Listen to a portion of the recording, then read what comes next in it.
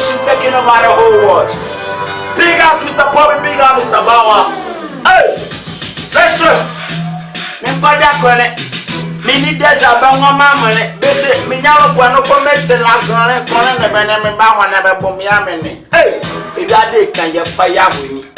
Fesesi wa bla wa pofle ni. Sa, mi butu osuba bla beri anjene konjimbi. Neje chimi mama wodo mi peniti. Ori efike me denjere nya. Ongeshe meze mafifi. Nyame ehele muduma. Bengwe chichi imoti. Madun alod de la wude biji. Hey, enzimia bizasu mesi.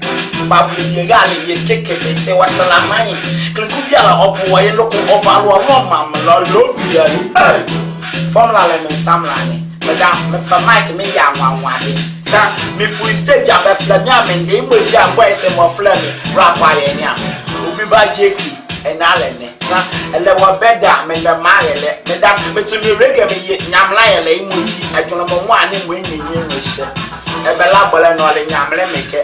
Mama wadunu ye wake ekpende nasa. Onga ye bwekura ko suga ko fe pele peji. Ko so ne be ri ba de emula. Me hende nyamle mama bofule le fe.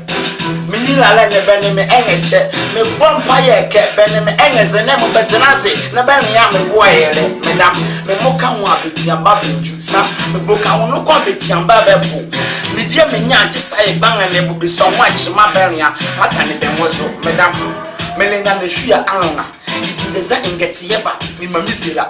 Samipia, Petru, Yame, Fansu, one Nick the Kumia, Diditia Manoa, so escape Yeluma. The two Donilla Yuman, one Malatoma, a Quebec, the Payashan, one Malachepa, almost many Mawandalena in the Quanta, as so.